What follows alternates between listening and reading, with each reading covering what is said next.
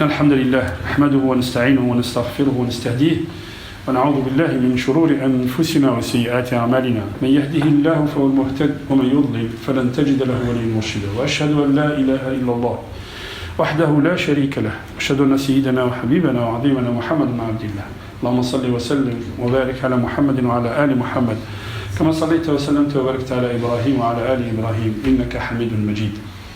يقول الله سبحانه وتعالى في محكم تنزيله يوم تجد كل نفس ما عملت من خير محضرا وما عملت من سوء تود لو أن بينها وبينه أمدا بعيدا ويحذركم الله نفسه والله رؤوف بالعباد. Le jour où chacun verra ce qu'elle a fait, ses œuvres, et ce qu'elle a fait de mauvais, elle souhaiterait qu'il y ait une longue, une grande distance entre elle et ce qu'elle a fait. Et c'est Allah lui-même qui vous recommande ça. Faites attention. Wallahu ra'oufun bil ibad. Ayyuha al-ikhwa al-kiram. J'ai une discussion avec un frère. Je l'appelle frère parce que il s'est converti récemment. Et il m'a dit, je trouve que dans l'islam, il y a beaucoup de contraintes. Et dans sa famille, quand il discute, il trouve effectivement que dans l'islam, c'est très contraignant et c'est très... Et ça, pourquoi, ayyuha al-ikhwa? Pourquoi on pense ça? Parce que, de deux choses l'une, nous ne savons pas expliquer l'islam, ou nous ne pratiquons l'islam qu'à travers les interdits. Alors que l'islam, c'est un mode de vie. L'islam, c'est une civilisation. L'islam, c'est une façon d'être. L'islam, c'est un cheminement vers Dieu avec les préceptes de Dieu. Al-yaqin, alif lam mim, dhalika al-kitab la rayba fihi hudan lil-muttaqin. Al-muttaqin, man hum al-muttaqin? Qui sont ceux qui craignent Allah subhanahu wa ta'ala? Wa kayfa ya'tika al-yaqin? Alladhina yu'minuna bil-ghayb wa yuqimuna as-salat wa mimma razaqnahum yunfiqun. Regardez, yu'minuna bil-ghayb, ceux qui croient en l'invisible. Ces gens-là, c'est ceux-là, al-muttaqin, ceux-là les pieux qui sont proches de Dieu. كيف يأتيك اليقين؟ يقول الإمام الشاطبي رحمه الله يقول اليقين يأتيك باتباع الآي واتباع مآل الآي. Comment tu reçois le yaqin? Comment tu vas avoir la certitude?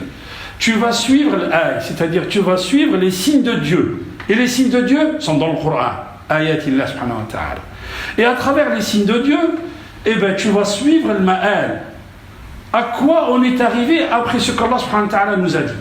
Allah il nous dit, par exemple, dans le Coran, qu'il est impossible qu'une cité qui a désobéi à Allah, Allah il a laissé intact, impossible. فَتِلْكَ مَسَاكِنُهُمْ لَمْ تُسْكَنْ مِنْ بَعْدِهِمْ إِلَّا قَلِيلًا وَكُنَّا نَحْنُ الْوَارِثُونَ. Allah subhanahu wa ta'ala nous dit, ceux qui ont désobéi à Dieu, ceux qui sont enflés d'orgueil en disant nous on est au-dessus de tous les autres, un jour Allah subhanahu wa ta'ala il va les anéantir. Il nous a raconté ça sur ce qui s'est passé et il nous raconte ça sur ce qui va se passer. Un État basé sur l'injustice, sur la spoliation, il ne restera jamais. Il peut durer 100 ans, il peut durer 200 ans, viendra le jour où Allah subhanahu wa ta'ala il l'anéantira. Allah subhanahu wa ta'ala il nous donne des codes de vie. C'est ça les codes de vie qu'Allah subhanahu wa ta'ala nous donne dans le Coran. Mais quand nous on sait ça, et on sait le ma'al, anna al-haram la yadoum, wa idha dama la yanfa'. Quand on sait ça, Allah subhanahu wa ta'ala yuhasibuna si on fait le contraire. Allah subhanahu wa ta'ala yuhasibuna si on fait le contraire. Kayfa al-hal ayyuha al-ikhwa? Pourquoi on est arrivé à ça? Quand on lit Kutub al-Fiqh, Kutub al-Hadith, al-Rasul sallallahu alayhi wa sallam, il y a un hadith célèbre qui s'appelle Hadith al-Musi'i salatu.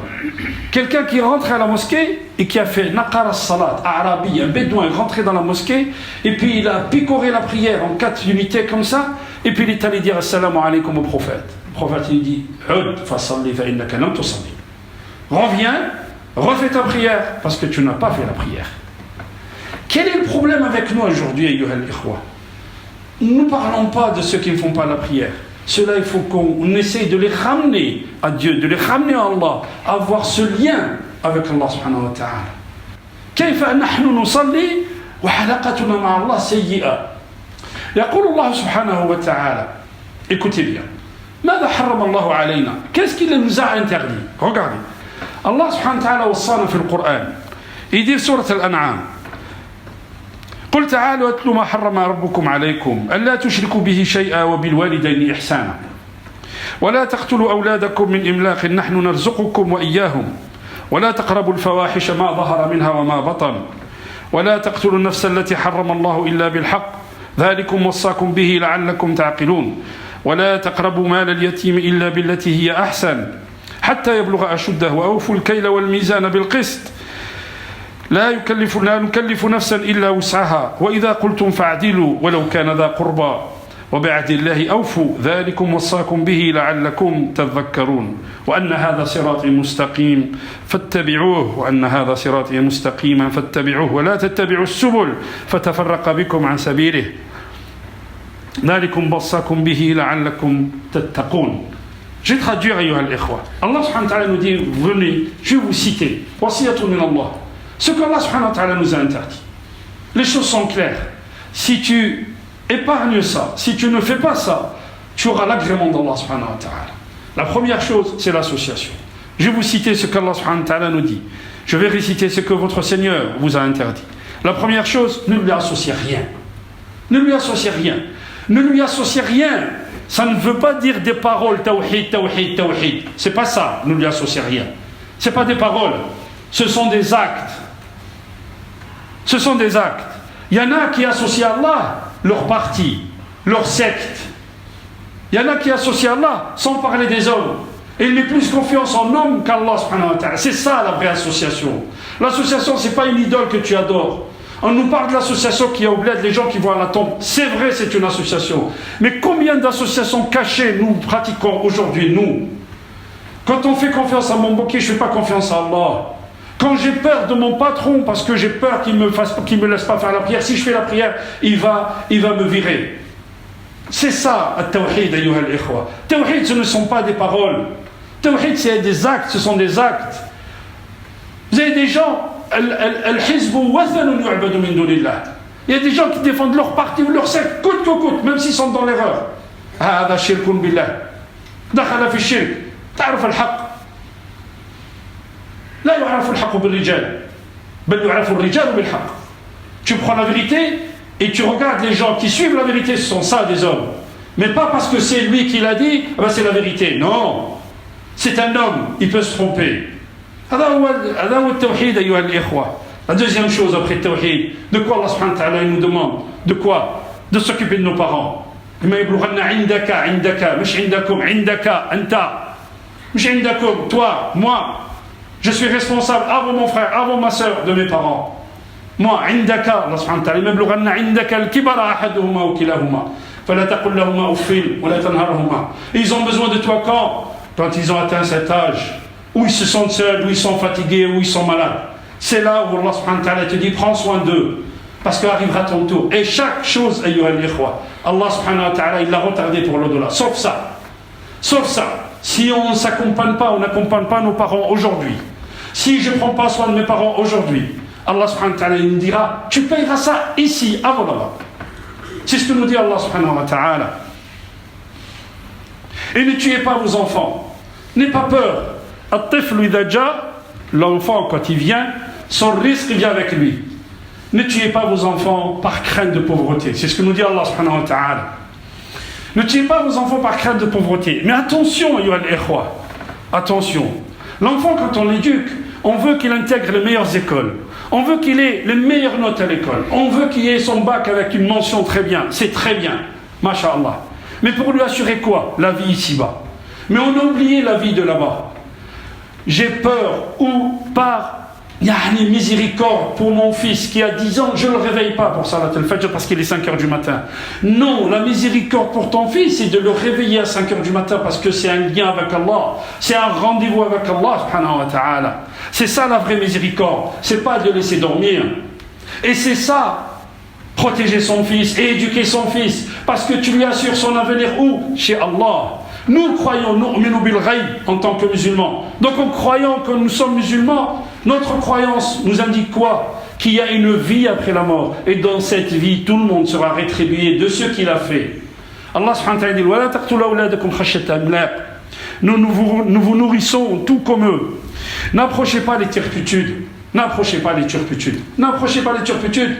Ma dhahara minha wa ma batan, ce qui est apparent, ce qui est caché. Ce qui est apparent, c'est clair. Ce qui est caché, les ulama qalu, ma kana fil qalb.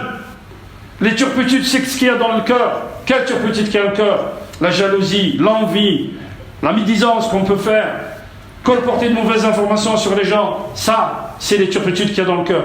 Ma dhahara minha, ce que les gens voient. Ma batan, quand tu te caches pour regarder certaines choses qu'Allah subhanahu wa ta'ala n'aime pas. Allah subhanahu wa ta'ala dit, n'approchez pas les turpitudes. Pourquoi? Tu resteras sain d'esprit, de corps et de cœur.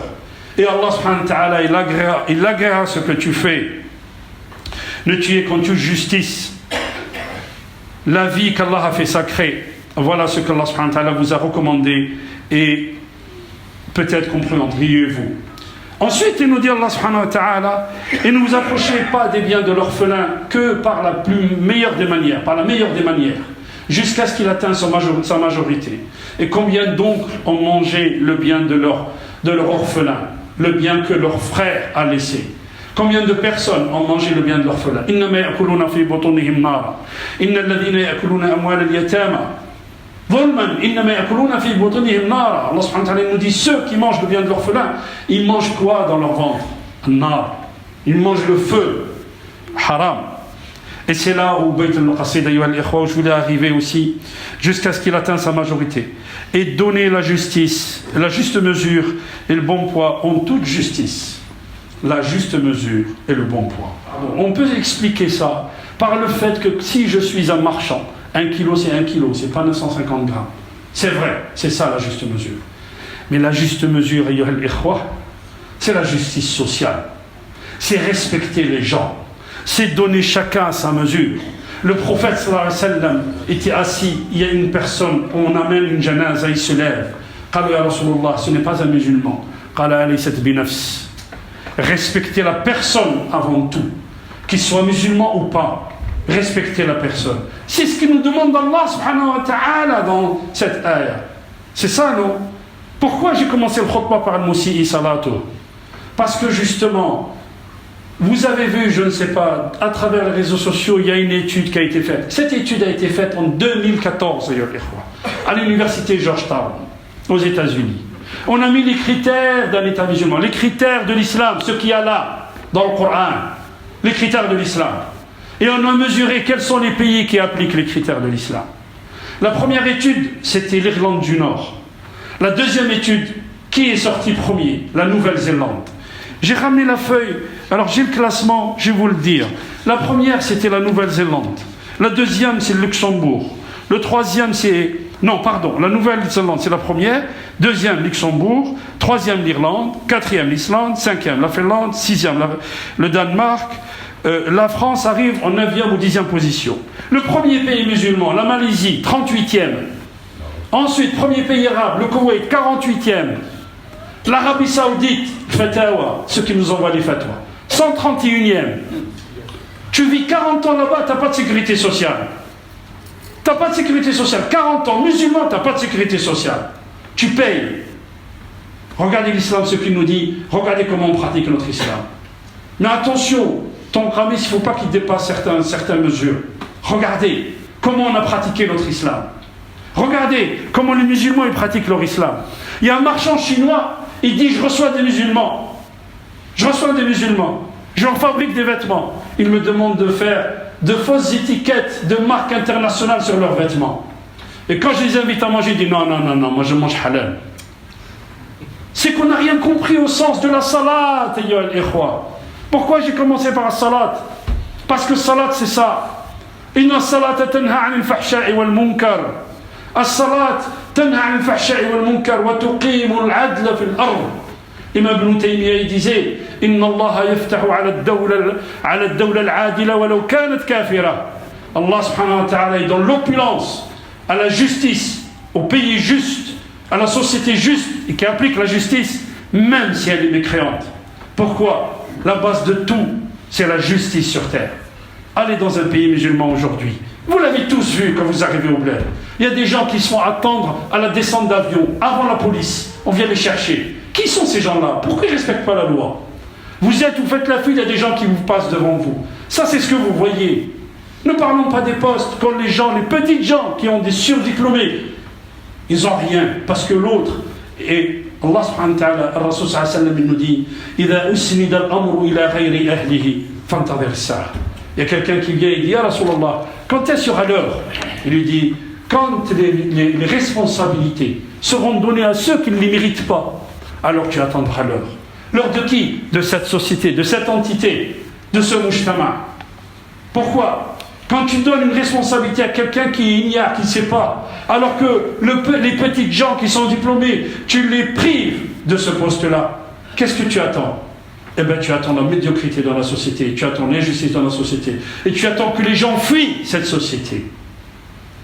اللهم اجعلنا من الذين يستمعون القول فيتبعون احسنه. اقول قولي هذا واستغفر الله لي ولكم استغفروه ويغفر لكم انه هو الغفور الرحيم. بسم الله والحمد لله والصلاه والسلام على رسول الله. ايها الاخوه, il y a un frère qui est venu, son fils est dans le coma. Il y a un frère aussi qui est venu, il a perdu son père et sa mère hier. Alors nous allons leur faire dua, Inch'Allah, qu'Allah subhanahu wa ta'ala il les remplisse de miséricorde et qu'il les comble de miséricorde, qu'il les agrée chez lui, Inch'Allah. Allahumma shfi mardana wa mardal muslimin, Allahumma shfi mardana wa mardal muslimin, Allahumma arham mautana wa mautal muslimin, Allahumma arhamhuma warda anhuma, Allahumma innahuma ibadak wa abna'u ibadik wa abna'u ima'ika ana yashhadu an la ilaha illa anta wahdaka la sharika lak wa anna Muhammadan abduka wa rasuluk. Allahumma in kana muhsinayn fazid fi ihsanihima wa in kana musliman fatajawaz anhuma. Allahumma la taftinna بعدهما ولا تحرمنا أجرهما. اللهم ارزق أهلهما الصبر والسلوان ولقنا بهما في جنة الرضوان يا رب العالمين. اللهم اهدنا فيمن هديت وعافنا فيمن عافيت وتولنا فيمن توليت وبارك لنا فيما أعطيت وقنا شر ما قضيت إنك تقضي ولا يقضى عليك إنه لا يذل من وليت ولا يعز من عديت تبارك ربنا وتعاليت يا ذا الجلال والإكرام. اللهم اقسم لنا من خشيتك ما تحول به بيننا وبين معصيتك ومن الطاعات ما تبلغنا به جنتك ومن اليقين ما تهون به علينا مصائب الدنيا ومتعنا اللهم بأسماعنا وأبصارنا وأبداننا أبدا ما أحييتنا واجعله الوارث منا واجعل ثأرنا على من ظلمنا وانصرنا على من عادانا ولا تجعل الدنيا أكبر همنا ولا مبلغ علمنا واجعل الحياة زيادة لنا في كل خير واجعل الموت راحة لنا من كل شر. اللهم انصر الإسلام والمسلمين في كل بقاع الأرض. اللهم ارفع الضر عن المسلمين في كل بقاع الأرض. عباد الله إن الله يأمر بالعدل والإحسان وإيتاء ذي القربى وينهى عن الفحشاء والمنكر والبغي يعظكم لعلكم تذكرون ولذكر الله أكبر والله يعلم ما تصنعون وقوموا إلى صلاتكم ورسولكم.